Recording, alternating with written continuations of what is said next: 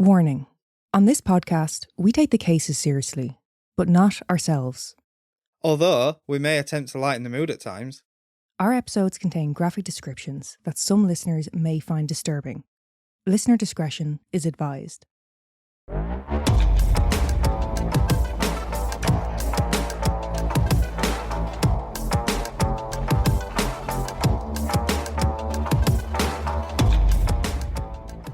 So when Norman wants attention, he'll start huffing, puffing, coughing. He will pretend like he's choking on something to get attention. Every time. Yeah. Well, Neil actually did that to me the other day. What? Yeah, do you not remember? No. You asked me a question, but I was reading something, so I took, longer than 0.5 seconds to answer you. So you made the Norman noise. Did I? Yeah, do you not remember this? No. I say the other day, it was about 2 or 3 weeks ago. Oh, no chance then. You actually, right, so I was on my phone, I was reading an article. Yeah. You asked me a question, and like I said, because I didn't answer immediately, you went... that was the noise, like this kind of like snuffly, like inconvenienced... Yeah. Give me attention now noise. Yeah. The best part was, you later said to me that you were thinking it, like, why aren't you answering me? Yeah. But you didn't realise you'd actually verbalised the noise. Right. Do you remember what the question was? Because No. this is the best part. No. The question you had for me was, what's a smoothie bowl? There was no urgency. There was no immediate required response. What's a smoothie bowl? What is a smoothie bowl? It's like a smoothie with shite added into it, like a thicker smoothie, as far as I'm aware. I can't see you eating a smoothie with a spoon. It's just like a Ponzi thing. So do you still put a straw in it? I mean, I suppose you could, but I think, I've never had one. I think it's made a bit thicker. So it's like a cross between a smoothie and yogurt. Type of thing. Mm. Yeah. One of those bowls, you ever see them and it'll be like yogurt smoothie, whatever it is, yeah? Again, I've never had one. And then they'll fuck a load of shite on the top of it. Some extra fruit, nuts, maybe granola or some bollocks like that. But you know what you could do? Mm. Blend that fruit up into a smoothie and drink it. Yeah, but they want it God in a bowl. intended. But they want it in a bowl. Why? Marketing. Right. Well, here you are asking me what a smoothie bowl is and getting quite upset that you didn't get the answer immediately. Yeah. So it's worked. When you think about it, it's very clever. Yeah. Would you try one? No. No. No. Not for you. It's like if some right. So I'll ask you. If I was to say to you, Megan, I've made this coffee, but I frothed the milk up. Yeah. So it's like really fucking thick. Like I've overly frothed it. Yes. So it's basically like marshmallow. Okay. Yeah, this is sounding good so far. You'd eat it. It's sounding good. Or would you say, just make me a fucking coffee? I'd probably say just make me a fucking coffee. Yeah. But if you would, like, let's say I was out. I haven't even gone out. I've gone out to do the washing. I'm in the garden. Yeah. Hanging up my knickers on the line. Yeah. And I come back in and you've made me a coffee. But you've got a bit carried away with yourself. Yeah. And you frothed it all up and it's a whole production. Frothed it for an hour. For an hour. Like, I don't know how many pairs of knickers I'm hanging up to take an hour, but you know what I'm saying? Yeah. I wouldn't say no to the drink. Okay, so I'm going to the shop. Yeah? I'm off to the shop. Off to shop. Yeah. Yeah. And I say to you, you want out? Yeah. And you say, oh, I'm really in the mood for a Mars bar. Probably a Snickers or a double decker, I'd say. Does that still work Snickers. with the story? All right, okay, Snickers. Yeah, Snickers. Yeah. So you're in the mood for a Snickers. So I buy you a Snickers. But then I go home, chuck it in pot, and fucking heat it up, melt it down, pour it into a glass and go, there you go, drink it. Well, could you maybe mix it with ice cream and make a milkshake for me instead? No, but... Because that I would, absolutely. It doesn't matter if I've melted it down and if I've done it as a milkshake. Mm. But you asked for a Snickers. Yeah. bar Yes. because you want to eat a Snickers bar. Yeah. But I give you a Snickers milkshake. Yeah. Does that do the same thing? No. So, And so this is what I mean about this smoothie bowl. It doesn't make sense. It's fucking irrelevant. It's a waste of time. Well, first of all, I wouldn't turn down a milkshake ever. No, you know, no, I do. wouldn't. I'd love a milkshake. But you'd still want your But- Snickers. Well, yeah. Could you go back out Yeah. and get me the Snickers? Yeah. But the point is, why are you so upset about it? You don't have to order the smoothie bowl. No one's forcing you But who to are get the a smoothie. dickheads who are? Many people, because it's trendy. You know? Yeah, them. Dicks then. Yeah, Right. Tossers. dickheads. Yeah. Okay. Le dickhead. Yeah. Yeah, it's like it's a bit like you know when you go somewhere like Benidorm and you go in a bar and someone's drinking from a fishbowl and it's like prick. I actually don't know. I have not been to Benidorm. You'd get something like a fat frog cocktail. Yeah, I know what you're and on it'd about. it'd come in a fucking fishbowl. Yeah, and they fuck a banana into it to make it look dead tropical. Yeah. Yeah. Yeah, and you look at them and you're like, dick, just order a drink. Like, Well- why do you have to fucking try and stand out and look edgy? Fuck Edgy. off. Is a fishbowl edgy? I don't know. I thought the point of it is just like you're not having to get up again. You've just got a massive drink in front of you. Get up again. The ones who I saw with them sat at the bar. Are you trying to tell me in all your You're not going to walk around with a fishbowl, Megan. Benidorm excursions, Yeah. you've never had a fishbowl? I did have a fat frog one. Well, Once. pot, kettle. No, it was just once. No, but you've done it now. That one time you did it, there was some fella walking past the bar going, look at this dick. Does he need a Understandably. fishbowl? Yeah, understandably. I'm just saying you're part of the problem. Yeah, You're part of the issues I am in with that. society. I am with that, but you will not catch me eating a smoothie bowl. Mm-hmm. If I'm I not make that good with smoothies. no, because there's fruit in it. No, what? No, That upsets you. no, it doesn't. It's just sometimes the texture. You know, if it's got seeds in it, Yeah. I don't mind that. if it's a little bit lumpy, no. Lumpy. Yeah, I don't think you're making your smoothies right. You need to be blending it for longer. I've never made one. You've never made a smoothie. No, I buy them. What's it like to have money? It's all right. So, we have a shout out. We do indeed. So this week we have Amanda. Amanda. Yeah. Amanda Panda. Mort the Panda. Mort. Mort. We're changing her name to Mort the Panda. How about Amanda Hug and Kiss? Mm-hmm. I'm looking for Yes. Amanda Hug and Kiss. Do you think anyone's going to get it? Get the reference? Well, they're going to think I'm looking for Amanda Hug and Kiss. Well, you just told them like what it is. If they didn't hear it immediately. Oh, They I just thought you heard meant it. where I got it from. I got it No, from well, Simpsons. I did mean, okay, well, you just told them the reference now. Yeah. Yeah, so should we just call it Hug and Kiss? Okay, I'm kind of liking Mort the Panda though. All right. Hug and Kiss Immortal. Well, you know, don't just grab them.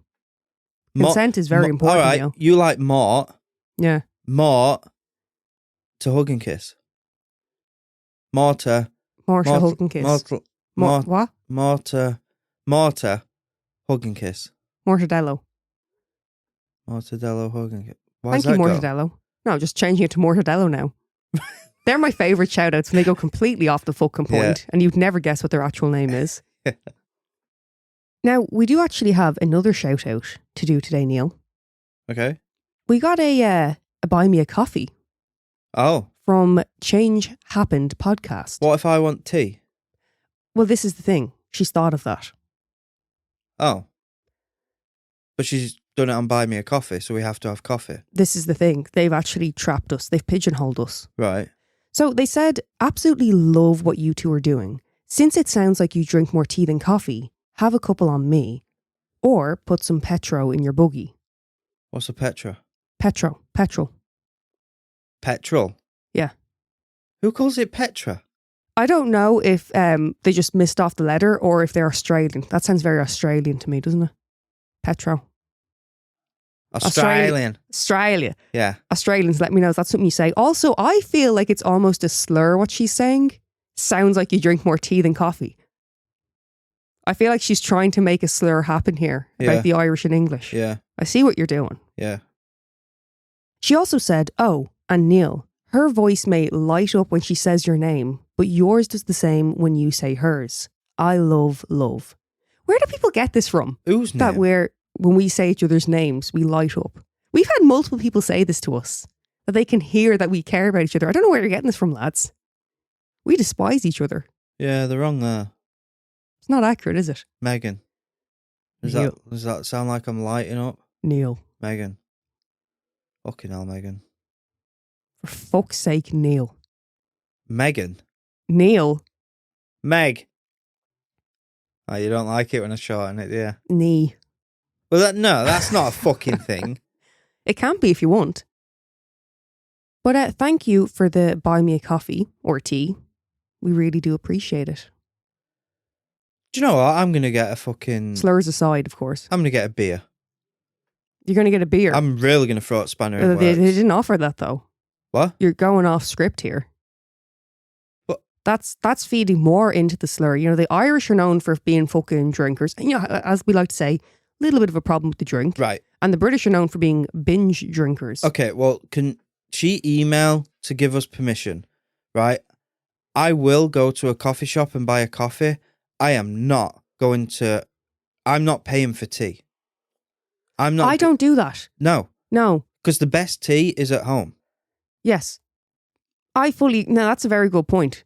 I'm not paying for it. I will not. Like, I know she's paying for it. I know she's paying for it, but if we have her permission to have a coffee. Yes. I don't know what that noise was. Or a beer, or you know, Megan's fond of a cocktail, rather than paying for tea. No, I do agree with you there. Now, I'm not keen on instant coffee, yeah? It's kind of rare that I would drink instant coffee.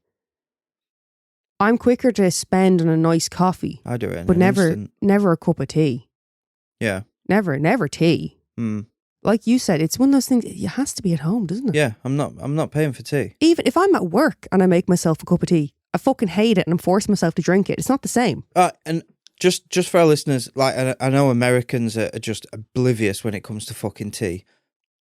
I'm not paying... Right, if I go into a coffee shop and I buy a coffee, the man or woman makes the coffee, hands it to me, and I drink it. If I went in there to that same fucking coffee shop and said, can I have a cup of tea? All they do is put boiling hot water in a cup, chuck a tea bag in it and pass it me. I have to mash the bag, I have to put the milk in, and I have to stir it before I can drink it. So I'm doing eighth the labour for a product I've bought. Do you know what really annoys me? People who are like, I don't really drink milk in my tea. All right. Yeah. Like, do you want to fucking meddle? Yeah. Your mother really bothered me one time. We went out for tea with her. Yeah. And the woman behind the counter was putting the milk in for her.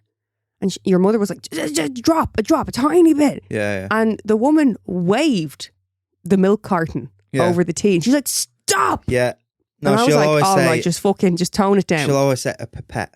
A pipette. But like, if someone comes up to me and they're, like you just said, but if they do it with coffee, they're like, oh, you have milk in your coffee? I drink it black. And it's like, all right, black gum bastard. Like, honestly, that fucking does my nutting. There's the amount of people, right? The amount of people, we're getting wound up here now. Yeah. The amount of people who are like, you're not a real coffee drinker because you have a fucking latte or whatever. It's like, all right, Mr. fucking instant coffee. Yeah. It tastes like fucking shit, but just because it's black coffee, you think you're fucking 10 men. Just sit down. I'm actually amped up to call someone a black gum bastard now. Honestly, do you know what? I'm right with you here, Neil. I mean, we differ in our drinks in terms of you're very, like, you won't have a cup of tea or coffee without sugar. And I do not. I might have one. I can have tea without sugar. I'm quicker. It's rare though, isn't it? Yeah, I'll still... You'd be making an effort not to.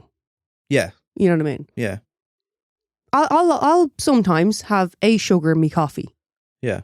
But generally speaking, I'm not a sugary drink person. No. No. You just shovel chocolate and stuff in your face while you're drinking it. Yes, I like to eat my sugar. Yeah. If you're drinking it, to me, it's wasted. Mm. You know, there's no point of it. Get me the Snickers and I'll have it on the side. Don't blend it in.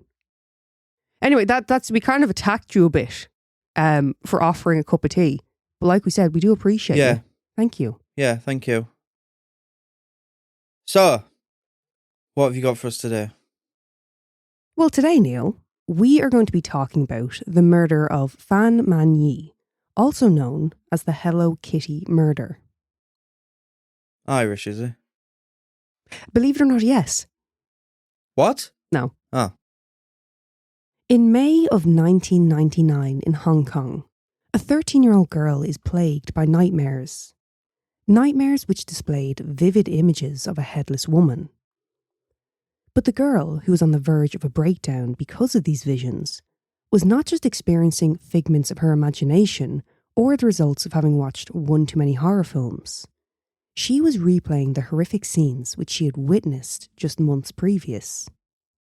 What? She witnessed a murder? She did. That's how you start in this case? Well, she witnessed some stuff. Sorry, but this is like starting the movie Titanic with a ship going down. I don't like this. You don't like it? Sometimes I start an episode where you're jumping straight in and then we're going to work backwards. You don't like that? You prefer we do the backstory first and then kind of follow along. Well, there should always be a beginning, middle and end. Right. Well, I know sometimes there's not an end.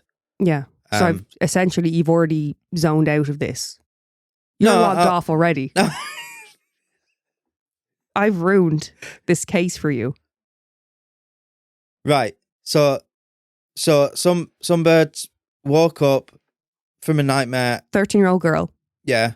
She's been having the nightmares. Yeah, of someone having their head cut off. Well, the woman's already headless, yes. Yeah, and it's because months previously she witnessed someone getting their head lopped off. Some stuff. Right, okay. You're with me? Yes. You're not happy about it, but you're going to endure this? Yes. Okay. With the help of her school's social worker, the girl then reports to the police in Temjijoy.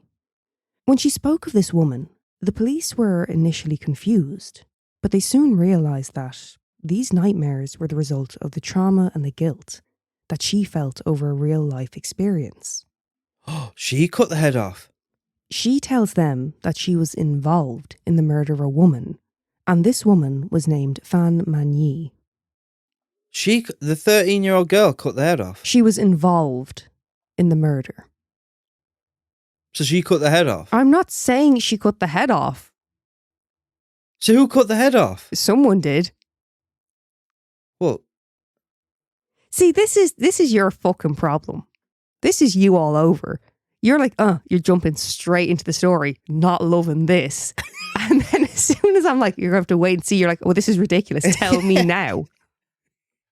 I don't think I'm asking for too much. Fan Man-yee was born in 1976 in Shenzhen, China. She was raised in an all-girls orphanage due to her family abandoning her, and by the age of 15, she was on her own due to ageing out of the system. Sorry, I've only just realised. What's this got to do with spot patches? What? What? Why are you saying it like that? What's this got to do with spot patches? What are you talking about? Because you said Hello Kitty. Hello Kitty is an entire brand. There's fucking thousands upon thousands of Hello Kitty products. Hello Kitty's a character. Of what? No, like... What do you mean of what? Like from what? It's a character. She's a character. She's her own standalone character, I believe. I don't believe she's from anything. Hello Kitty is her own recognised thing. What, like Jessica Rabbit? Well, Jessica Rabbit's from something. She's from Looney Tunes, or whatever it is. It's Looney Tunes, isn't it? Okay, so what's this got to do with Hello Kitty? You're gonna find out. Oh, right, sorry. You are very impatient today. Anyway, back to Fan. Mm-hmm. After leaving the orphanage, Fan was left to fend for herself. She was homeless, and to cope with the difficulties she was facing, she turned to drugs and supported herself through sex work. At the age of 21, Fan moved away from street work and started working in a brothel called Romance Villa in the Sham Shui Po area of Kowloon, Hong Kong. It was here she met a man named Ing Chi Yuan, who she would go on to marry in 1996. And in November of 98, Fan gave birth to a son. Now, sadly, this isn't a case of Fan meeting someone who did provide the love and support that she needed and had never received in her earlier life. Her husband was also struggling with drug addiction and was said to have been abusive towards her. Neighbours reported hearing the couple fight as their child was screaming and crying throughout the night. Fan had been through enough in her life, and she wasn't going to allow her son to go through the same level of hardship as she had. And so, she did what she could to protect him. At the age of 23, Fan left her husband. She decided to get off drugs, quit sex work, and she started a new job as a hostess in the Empress Karaoke Club. Fair play. Well, just as she began the process of improving her and her child's life, Fan disappears. On the 17th of March 1999, Fan was abducted from her apartment by two men, 27-year-old Leung Shing Cho and 21-year-old Leung Wei Loon. They did this under the command of 34-year-old Chan Man Lok. Chan was a member of a triad and was also a previous client of Fan's. They'd known each other since early 1997. He had also worked at the Romance Villa, and during that time, the pair had taken meth together. So this was like an organisation, like an organised hit. Like, why is two people gone from the orders of someone else to take her? Well, they're a member of a triad. They are as well. Well, yeah, so Chan is, and they're basically the henchmen, right? Okay. Type of thing, the lower level. So the reason, like you've just said, it's obviously organised. During one of their encounters, Chan had accused Fan of stealing his wallet. Okay. And Chan wanted his money back with interest. The initial debt was just $4,000, approximately $500. And Fan had paid about $14,000, but with the interest, it had amounted to about $30,000. Fucking hell. Yeah, so that's nearly €3,300 or nearly $3,900. Yeah. And bear in mind, that's not just a lot of money, but Fan had left her husband, taken a new job, she's trying to support her baby. Yeah. It's insane amounts of money for her, I assume. Yeah, but right, and I'm not justifying what's happened and stuff, but she did nick the wallet. No, she was accused of it. We don't know for a fact that she did. Oh, okay. With Fan failing to repay the debt, Chan came up with a plan. After Fan was abducted, she was brought to Granville Road, where she was held captive within a 6-room, 3rd-floor apartment. As they knew she could not afford to repay the extortionate interest, the alleged plan was for them to hold Fan and force her to repay her debt through sex work. But while high on methamphetamine, the men subjected Fan to horrific bouts of torture. And this torture was extensive. Who's looking after the lad? I assume the baby is with the father. Oh, okay. Because I just got it in my head, but he's got nothing to do with it. Like, she's like, you're not going anywhere near him. Well, the ex-husband does speak afterwards, so he was obviously still to some capacity in the picture. Right, okay. While being held by these men, Fan was repeatedly sexually assaulted. She was kicked and beaten with both their fists and with water pipes. The men would melt plastic straws and bottles using a lighter, and they would drip the plastic onto Fan's feet in order to disable her ability to walk. Or failing this, just burn her with the lighter itself.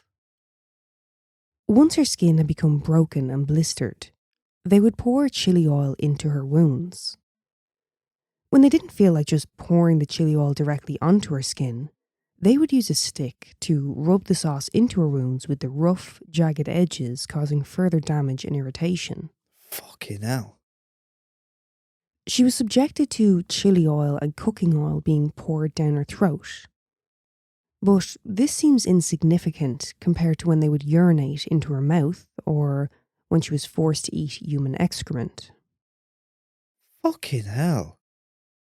Fan was also strung up by her hands with electrical wire for hours at a time. During one of these vicious attacks, Fan was kicked about 50 times.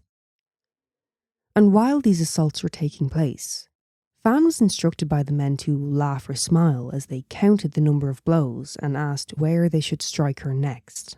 Sadistic bastards. When the men decided to take a break from abusing her, they would venture to the room next door where they would take drugs and play video games. That is just mad. You know, Twisted. like we're into gaming. How the hell are you, like... How can you switch from horrific sadistic abuse to, I'm just going to play my game now? Yeah. Yeah. I'm guessing a good portion of this, they were high on meth. Yeah. Not that, you know, Yeah. I'm not saying, you know, fucking plenty of people There's plenty of have meth taken heads. meth and not done Yeah. anything remotely like this. Yeah. But, you know, very scary people. Yeah.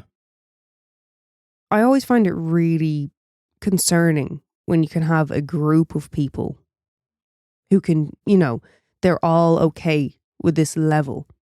Yeah. Yeah. You know, like, it's not justifying, but you know when it's like gang-related crimes and these things happen and, you know, it's repaying a debt and that's why they're doing it. This is next level. Yeah. This is insane abuse. Yeah. It's not linked in any way, but do you know what keeps popping into my head while you've been saying this? Mm-hmm.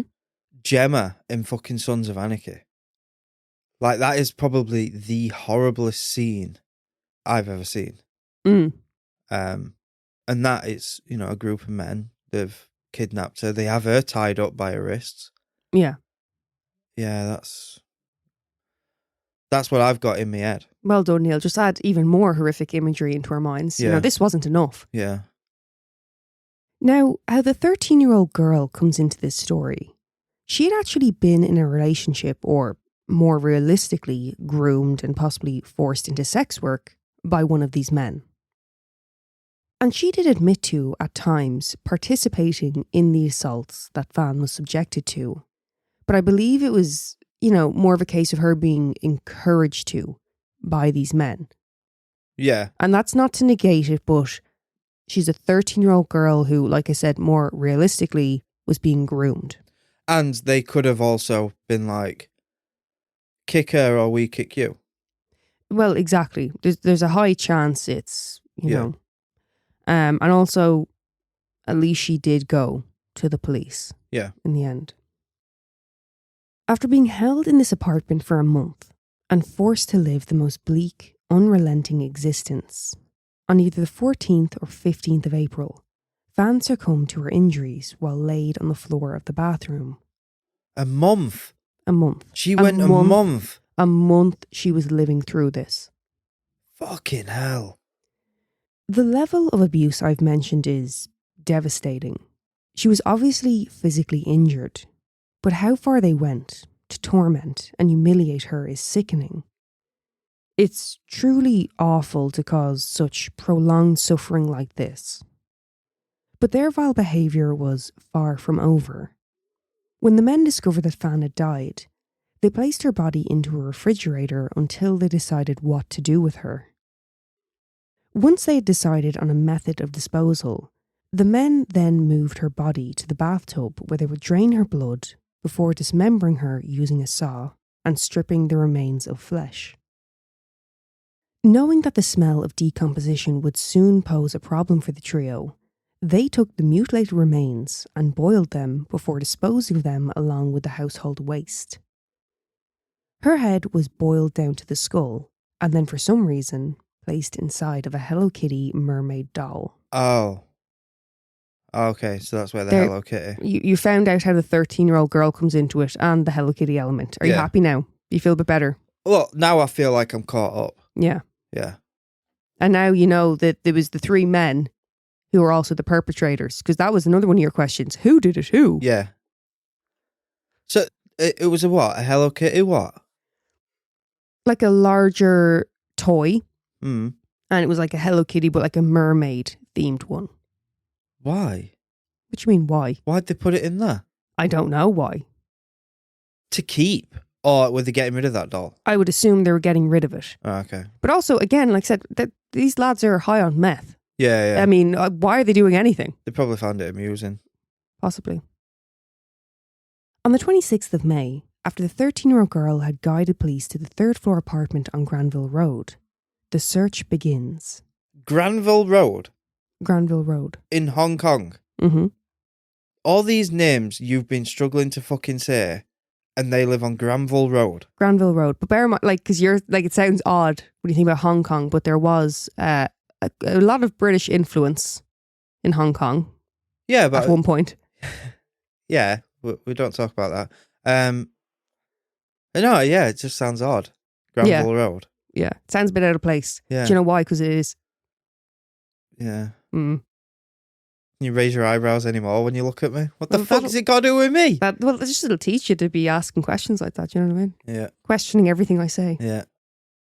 Now, as they searched the apartment, there wasn't much remains left. In fact, all that remained of Fan was a tooth, her decomposed heart, lungs, liver and intestines in a plastic bag, and her skull, which had been sewn into this Hello Kitty doll. A neighbour would recall that he had heard a woman cry out for help and, in return, heard a man cursing back at her. And did nothing. This is the thing, you know? Fucking hell. I don't want to be so fucking judgmental because I don't know I will. how and no, but you can't fucking stop acting like you're a fucking perfect person who would handle the situation. There is no perfect way to handle it. Sometimes when people intervene, it makes it worse for the person. Mm. You know, I'm not saying do nothing, but it is quite difficult, especially, let's say he had immediately assumed it was a domestic issue. Yeah. I think you like the idea of coming in and being the fucking savior, but realistically, it's not always gonna. No, right. It's not that I like the idea. You make out I always want to walk around with a cape. Yeah, I do. But if I see someone in trouble, yeah, of course, it's a you human want to. instinct to fucking help. Yeah, apparently not always. Yeah, apparently, this guy. Yeah, these men. Yeah. There are 3 of them, Neil. Yeah. Mm. There's a lot of social experiments I've seen online, and it'll be a woman walking with a man, and she'll like knock someone as she walks past and give a hand signal to say she's in trouble. The men just look and carry on walking. Some of the women did as well, but more often than not, it's women who will run and help. Yeah. You're saying this as if it's like news or something. No, because you would think... What, men trying to be the saviour thing? Well, not just that, but because men are physically more competent. Yeah. What? No, and I know what you're getting at, yeah. Yeah. So you'd think, but they would. Yeah. Yeah. But this guy's a shy hog. You heard a woman shouting for help and you just thought, oh, it's domestic. She's shouting for help. She's not shouting, fuck off, you pig, you cheating bastard, anything like that. Or you're not hearing him say, my dinner's fucking cold, or where's me fucking dinner? What year is it? Yeah. Nearly the fucking millennium at this time, Neil. Like, I'm sorry, if I walk in Dark Road and I'm walking past someone's house and I'm hearing a woman screaming for help, not only hearing a woman screaming for help, hearing someone else in that house screaming abuse or whatever. I do get what you're saying, but you have intervened before. Do you remember you told me about your neighbours and then she turned on you? Yeah. Because you were telling him to back off.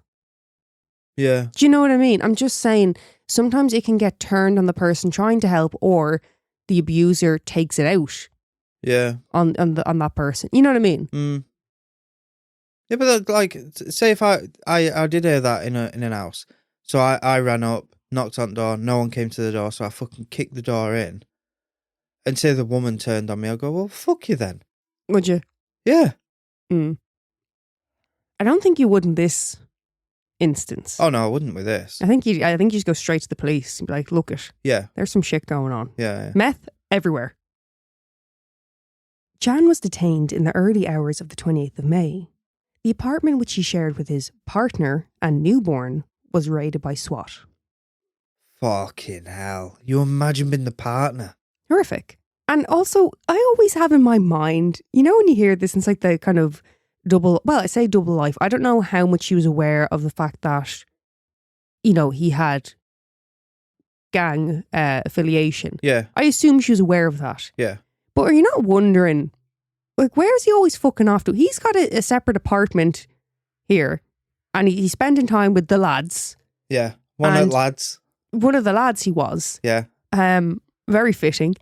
And keeping a fucking person hostage. Yeah. How it's crazy to me, and that's not blaming her at all. There's so many cases of this where the person has no idea what's going on. Well, that's what I was going to say. So look at it this way, right? Because I've had, you know, a few concussions, you're always keeping an eye on me, right? So you imagine what I've got in my head is with this, in reference to this. Imagine police have knocked on the door, yeah? Yeah. And they say, is Neil here? And you go, yeah. And then they come He's over in. there, lock him up. Yeah. And then they come in and they go, you're arrested for the suspicion of murder. Yeah? Yeah. You'd probably be like, okay, well, I knew this day was coming. You know, I'd got a feeling this day was coming. Yeah. Because he's had a couple of concussions. They check my calendar and I'm only 2 or 3 days off. Yeah. Ah, but then so close. They're like, it was to a young woman. They've kept her for a month. They've tortured her every single fucking day. They've fucking mutilated the body, cut it up, boiled it. That's a bit different to, oh, he lost it and fucking... bait the shite out of someone. Yeah. Yeah. Could you imagine, like, I don't know how much detail she'd know from the arrest. Well, also bear in mind, I mean, she was in a similar position to Fan in terms of, you know, young enough woman, newborn child. You know, I'm sure after the fact when she heard who they'd done this to, I'm sure it probably struck a chord with her. Yeah. Now, would you like to hear what Shan said to the police? It wasn't me. He said it was an accident and that, quote, it never occurred to us that it would turn out like this. What was an accident? What happened? All of it? I'm guessing her death was an accident. But the 30 days... Yeah, no, that was, he was good to go with that. Right. You know, but the death itself... Yeah, we didn't know. They didn't, but never... she'd die from that. Neil, it didn't occur to them. Right. So that's Chan arrested. Mm. Leung Shing Cho, I didn't really see anything about his arrest or a date, so I assume he was kind of arrested fairly quickly without incident. Right. But the other man, Leung Wei Lun, he fled to mainland China. It wasn't until the 14th of February in the year 2000 that he was detained by police and sent back to Hong Kong on the 17th of February. So he'd been on the run how long? It was in May. May that it was reported to police, and the 28th of May that Shan was arrested. Right. So he had a good run. Yeah. He did. He gave it a shot. The trial began on the 20th of October in the year 2000. The 13-year-old girl was granted immunity for her cooperation and testimony against the men. And I would imagine her age was also a factor in this decision. I'm guessing it's different in every case, but I don't think I'd just let him off. You're still involved. I don't know. I don't know how I feel about it. It just feels wrong. Right. I completely understand, but they fear that their life's in danger. Mm-hmm. But it just feels wrong. You're getting away with it. At the very least, intensive treatment, and you can go from there from what she's saying, what she, Yeah. whether she needs some other form of rehabilitation or what have you. Yeah. Mm. But bear in mind, assuming that this young girl was, essentially living the same life that Fan had lived years previous. Mm. At the age of 13, I'm pretty sure 14 by the time of the trial, Yeah. she would have nearly been aged out of the system. Right. So, sadly, there's a chance she, wasn't really ever looked after. Yeah. Now, the trio denied having murdered Fan. They claimed that her death was the result of a methamphetamine overdose. But they did admit to dismembering her body. They tortured her. Yeah. For, let's say, 30 days. Yeah. But she died of a meth overdose. Yeah. Now, there was meth in the apartment. Yeah, but she's tied up, so you've given her the meth. She wasn't tied up all the time. Oh, okay. No, but still, it's your meth. So you're the one who methed her up. Mm-hmm. They're claiming that she stole meth from them. Yeah, of course, yeah. But the thing is, right, so going with this theory that she had overdosed, yeah? Mm. It's thought that Fan had become so severely injured and her wounds had become infected and started to emit a foul odour. So there was no way out for the men. If they had sought medical intervention for her, then surely there would have been a police inquiry. Yeah. So, with that, they may not have killed her, but they left her to deteriorate further and further into death.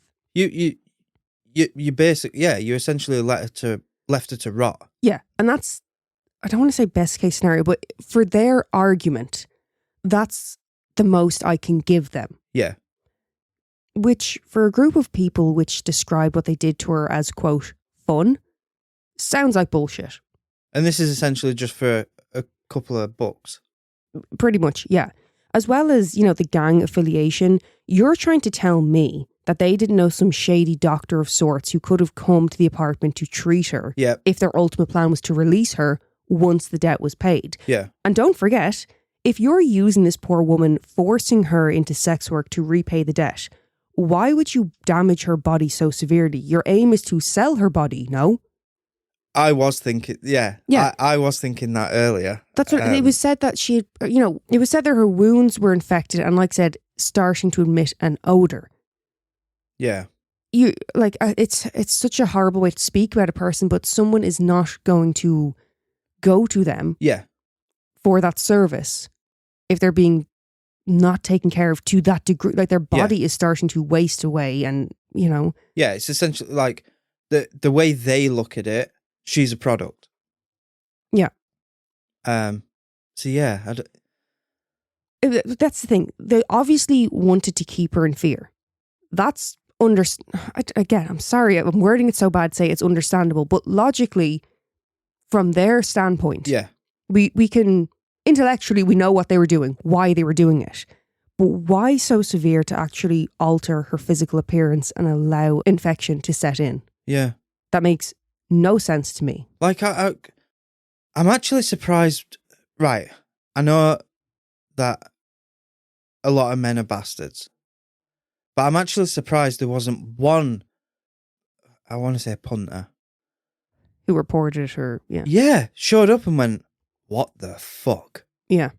Like, that's someone's child. That's, that's a mother. Again, that's where it gets really frightening to me because, like we said about when you have these three men who are all willing to do this, witness it, and they're all okay with it. Yeah. And then, like you've just said, you're furthering that by all the people coming here. Yeah. And allowing it, and they're okay as long as they're getting what they want out of the arrangement. Yeah. It's horrific. Like, if you went to the police, the worst you're going to get is for being involved with sex work. Yeah. But I'm fairly certain you'd have got off on that anyway if you've reported it. Mm-hmm. That's... Well, like I said to you, the idea that they left her To die, like I said, it flies in the face of not seeking intervention, because if you have gang affiliation, somewhere or someone knows the shady doctor. Oh yeah, they who know a can come in. doctor, a vet. They fucking Exactly. Yeah. That doesn't add up to me. Yeah. The only way I can kind of sort of get my head around it is if Chan was defying orders from his higher ups, and this was his own personal thing against Fan. That's what I think it is. Yeah. I don't think it's a triad thing. It's him. Now, with all of that said, the idea put forth that Fan had taken an overdose, it is something to consider. Did she do so in order to end her own suffering, or at least attempt to numb the pain? I think that is a valid argument. Yeah. There was little remains left, and what was left had been so horrifically mutilated that the pathologist was unable to determine a cause of death. The defendant stated that there was blood coming from Fan's nose and ear when she was found dead on the bathroom floor. The pathologist stated that, although this would not be an unusual occurrence in the event of an overdose, the likely cause of the bleeding was due to localised trauma such as a blow, kick or punch to the ear, or a rupture of the eardrum caused by a heavy slap to the face. Yeah. Or Ebola. What? Or Ebola. You're going to throw Ebola into the mix now? Well, Ebola, you bleed from every orifice. So ears, nose. Do you think Ebola played a role? No, I'm just You want to put it all out on the table. No, straight away, as soon as you said bleeding from the ears and the nose, I was thinking from the beating. Yeah. Beatings. Yeah. Plural. But I'm just saying, Ebola, that's something we was taught at school, that you bleed from every orifice, which is whole. Yes. So you don't think that's a likely cause, but you're just giving the men the benefit of the doubt. No. Another option. Well, you could have said that if you were on the defence team. You could have been like... It was Ebola. Don't forget Ebola. Of course, Ebola. You okay? Yeah, no, I didn't see Ebola coming up in this episode. Ebola's everywhere. It is a concern. As a thing, it's a concern. Again, I'm not so much convinced it's a concern here. But I take your point. Yeah. And I appreciate you exploring other avenues. Like, I'm here to educate as well. Like, some of our listeners, they might be walking down the street and they see someone bleeding from every orifice and they might be like, oh, that's Ebola all day. That could be Ebola. Definitely Ebola. Test for Ebola. Might save someone's life. Well, you're welcome. I'm glad you've said that, to test for Ebola, because you previously thought a blood test for everything. Does. It does. Right. You know what? We're not getting into it. Chan put most of the blame on the others, claiming that he was more of a sort of moderator of the abuse, whereas the other men, they claimed that it was Chan who was the more vicious of the group. I personally think, reading between the lines, it may have been the case that Chan could have been the most vicious out of the men during the attacks, but he was also calculated enough to know how to inflict injury but somewhat conceal it, as well as keeping her alive. Like, let's say, he would know maybe best not to kick her in the head. Yeah. Do you get what I mean? Yeah. Whereas the other men were just brutal, sadistic, again, claiming it was fun for them. Yeah. I think they're all at it. They're all at it, obviously, and Chan was the one behind the abduction. Yeah. But I can very much believe that he was kind of, like I said, the higher up to these henchmen. And he was, somehow, like I said, kind of the moderator, if you want to word that. I mean, again, I'm sorry, I don't know what the correct language is to use for it, but you get what I mean. Yeah. They're fucking Dumb and Dumber over there. Yeah. You know what I'm saying? Yeah. The day before Fan's death, the men had severely beaten Fan after they claimed that she had stolen meth from them. They said that at this time they thought she was feigning death, but by the next morning, they knew for sure that she was dead. They were described in the court as remorseless, having psychopathic tendencies and, quote, likely to remain a danger to others. And after a 6-week trial, the 3 men were found guilty of manslaughter on the 7th of December. What? Yeah, this was due to there being insufficient evidence to determine how Fan had died. Insufficient evidence? I mean, there wasn't really any remains. And by the time the apartment was raided, it was over a month later. Yeah. Even her internal organs were decomposed in a plastic bag. Yeah. You know what I mean? The jury accepted that Fan died as a result of their abuse, but that the men did not kill her with intent. They held her for 30 days, beating the shite out of her and everything else. Yeah. But we've actually had this discussion previously to do with another case. When you look at it from the point of view of the jury and the prosecutor, you know, the actual legal system. Yeah. Yeah, it's fucked. Right. Say I'm on a night out, yeah? And whether I'm pissed up or I'm not, I got into it with a bloke, yeah? And I hit him. And he goes down, he bangs his head, and he dies. That's manslaughter. But if I get into it with someone, hit him, he goes down, and I climb on top of him and continue to fucking hit him, or stomp on him, or kick him in the head, someone will get manslaughter for that. That is not manslaughter. That's murder. What I was trying to say is we've previously discussed it when it comes to torture or prolonged abuse, living in domestic violence or what have you. Yeah. At what point does someone consider it the intent to kill rather than just abuse a person? Yeah. Do you get what I mean? Mm. And it seems kind of trivial to make the distinction, but again, it's not me saying it, it's the law. Yeah. And if you're being given this as your 2 options, was it with intent or not? You have to sit there and consider it. Yeah. You get what I mean? Yeah. Because you're very much like, no, they did it, end of. Which I agree. I think they did. I'm dreading to hear what the sentence is. Because it's manslaughter. That's why I'm getting a bit amped up. Well, quote, the level of the sentence should consider the extent of the case surrounding public resentment together with the concern of protecting children's rights under the law from being assaulted. The prosecutor stated, quote, this case has taken my breath away. It is the ugliest and evilest case I can remember. The judge said, quote, never in Hong Kong in recent years has a court heard of such cruelty, depravity, callousness, brutality, violence and viciousness. The public is entitled to protection from people such as you. Even an animal would not have been maltreated in the same way as that received by the deceased.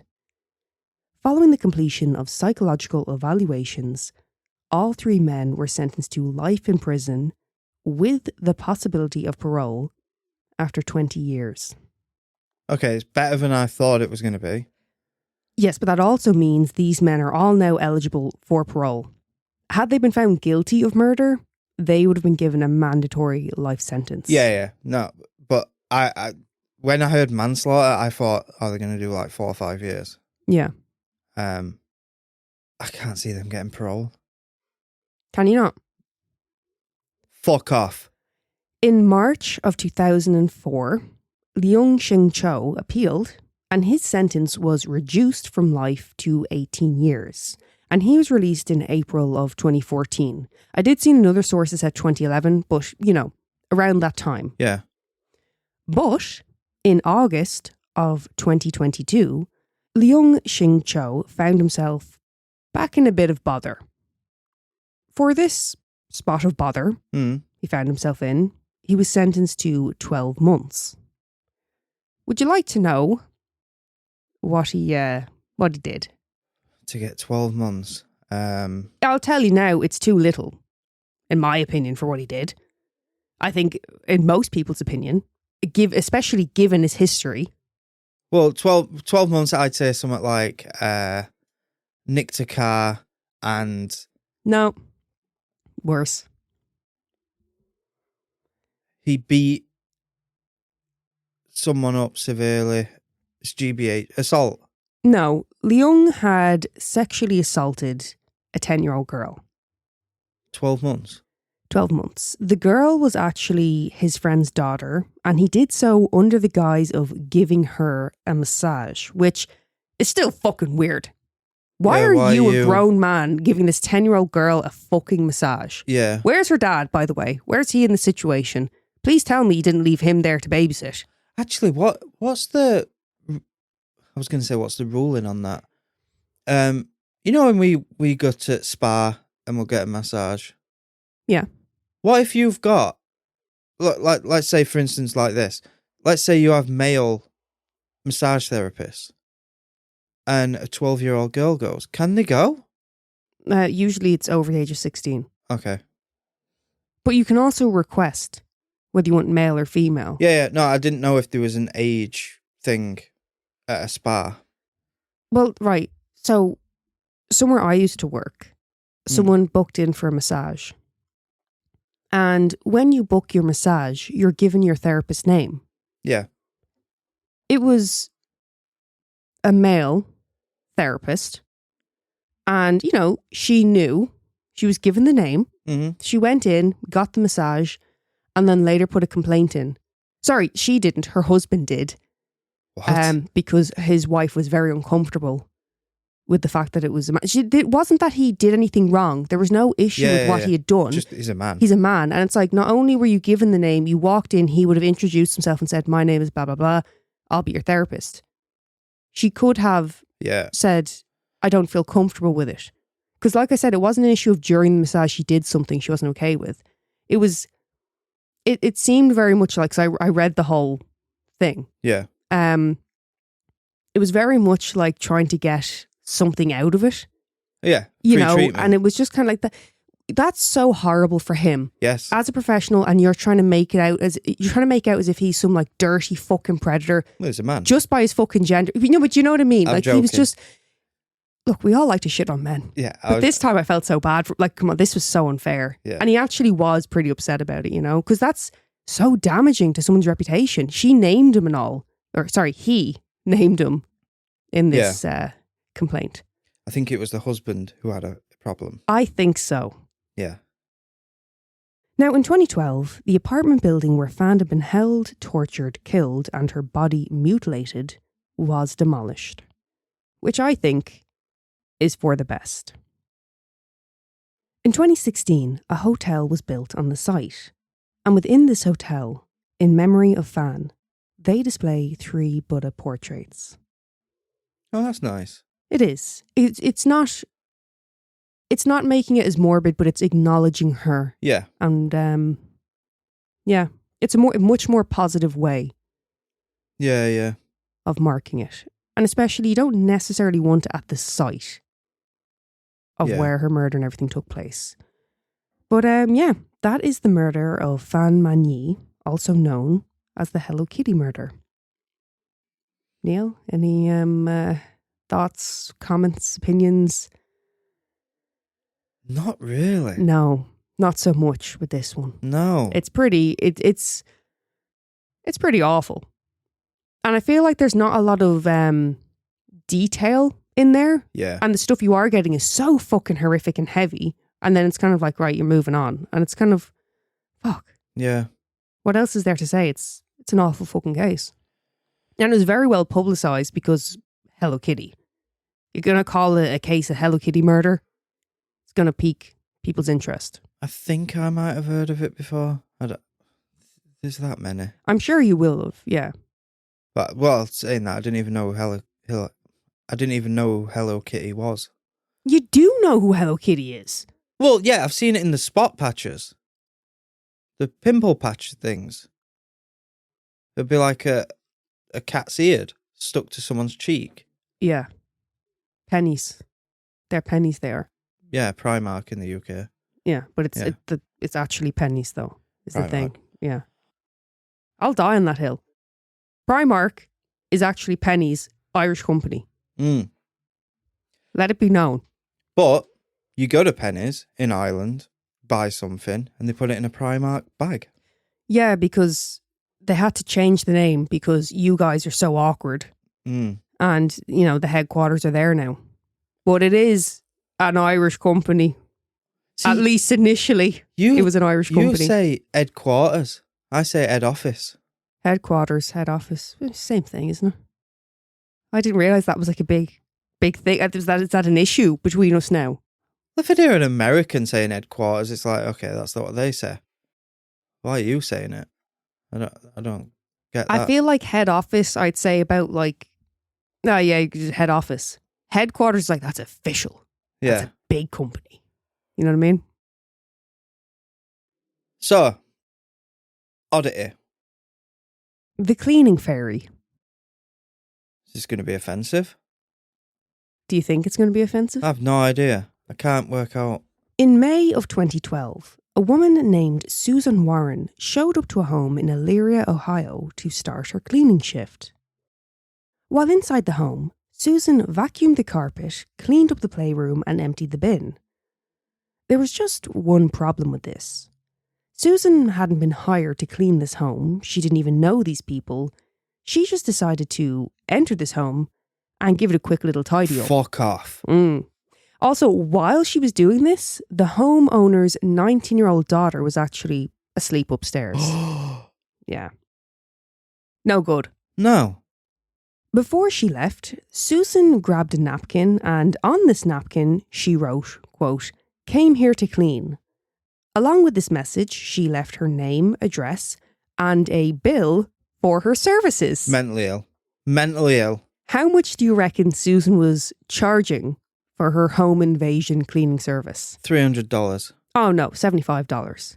Oh, that's a bargain. Oh, you're okay with this? I thought 75 seemed a bit much. I mean, did she do a good job? Well, she only vacuumed, cleaned up the playroom and emptied the bin. It's like she didn't do a full-on clean. It was a quick tidy up. She walked in and saw, like, she hit the sweet spots. Do you get what I mean? Oh, maybe it's not a bargain. And it's also 2012, so we're going back a few years now. Oh, okay. Why you sound more positive? I'm saying that as a negative. I think 75 sounds a bit expensive. Yeah. Now, let's say she cleaned the bathroom, because that's a bugger of a job. Yeah. 75 all day. Yeah. But picking up a few toys and emptying the bin. Yeah. Right, I think you're acting the bollocks there, taking the piss. Well, what's she doing going into the house? What made her decide to go into that house? That's just Susan. You know, she is the cleaning fairy. That's insane. It is a tad, yes. The woman who was asleep upstairs, she just assumed that her mother had hired a cleaner. Her mother later told her that she had not hired a cleaner and to call the police. The mother herself actually did call Susan, and she was sound with her. She asked Susan if she had entered the wrong home by accident. You know, it's easily done. Yeah. You know, Susan told her that no, she did it on purpose and that she thought she was doing her a favour and that she, quote, does this all the time. I mean, what the fuck, Susan? Also, if it was a favour, why are you charging $75? Bargain. Oh, the favour was the discounted rate? Yeah. Okay. So is it she's walking past the house and she's looked through the window and gone, oh, pigs? I take it more if she's forcing this service onto people. She's going in, she's doing it, and she's like, by the way, here's a bill. It's a good business plan. Well, Susan thought so. And it was clearly working until this one. Well, that's it. She thought it was a good plan until November of 2012, when Susan pleaded guilty to attempted burglary and trespassing, for which she was given 1 year probation. But it appears Susan, who would then become known as the cleaning fairy, didn't learn her lesson, as in January of 2013, she was arrested again. This time for shoveling someone's drive without their permission. Why didn't she just get a job as a cleaner? She does. She does have a job as a cleaner. So go do your job. Well, you know what pisses me off is that after this happened, Susan was like, oh, I wouldn't do it again. I lost 2 weeks of my life, being held because of this. Yeah. And she goes and fucking does it again. See, right. I will at least say it was the outside of someone's home, but still, leave people and their properties alone. See, what I think I'd do, if I woke up and she was in our house cleaning it, before calling the police, I'd be like, hey, you okay? Yeah, I'm just cleaning away. Well, don't forget, the seal around the shower? If you can, like, detail clean that and the grout in the shower, if you can detail that today, that'd be great. And then as soon as she's done it, call the cops. You got that done for free. That's awful. Oh. That's really awful. You're an awful person. Oh. Yeah. By the way, the reason why Susan was arrested and not just told to fuck off, for the snow shoveling incident, was because of her probation. There was a warrant out for violating her probation. Right. So she won't stop. And when she was arrested, she actually had $1,000 on her. So presumably she had done the rounds clearing people's drives, and just this was the person who wasn't having it. Oh yeah, because she weren't going in the houses. I was going to say, she were on Rob. Well, maybe she'd actually done a few interiors. Yeah. While shoveling the snow, might have been, I don't know. I don't like to judge, Neil. She's just not going to stop. She's really fucking not. She sounds like the type of person who thinks you should just be grateful for her unsolicited help. Yeah. Bit of an asshole. Bet when she gets interrogated by police, she's like, I don't see the problem. I don't see the problem here. Also, according to her arrest warrant, her birthday is the 29th of May, so Susan was arrested on her birthday. That is no way to spend your 53rd birthday, Susan. Had to be Susan. Yeah, it did, didn't it? Has to be a name like Susan. It's on the list, isn't it? Fucking hell. You know what really gets me is the bill. If Susan had just broken in and cleaned, like, don't get me wrong, it's still fucking weird and creepy. But I could think maybe, okay, this person is lonely. Possibly they wanted to, in their own way, do something nice for a person. Yeah. But the bill makes it like this weird fucking loan shark guerrilla marketing type of deal. This woman, right? So like I said, she did have a job cleaning. Not just a job, she had her own fucking cleaning business. Had. I don't think she has now. No, not so much. Apparently there's loads of reviews for her business now. I bet there is. Yeah. The thing what's really hilarious about Susan, she would later say while being interviewed by the news, she didn't take anything. Okay? She's like pleading, like, I didn't take any. Like, it's not about that. It's the breaking and entering. Well, she also acknowledged that it was unprofessional to write the bill on a napkin. Yeah. But she clearly stated, she had to do that because she wasn't going to rifle through their things just to find a piece of paper. No, but you have your own business. Yeah, so you think you could afford stationery then? Yeah. Yeah. Take some blank invoices with you. It's just the hilarity of essentially... Why am I improving her fucking thing? But she's broken it. It's a home invasion, Neil. And she's like, but I'm not going to rifle through their things. Yeah. I apologise for the unprofessionalism, but I respect your privacy. Yeah. Yeah, I'm the awful person.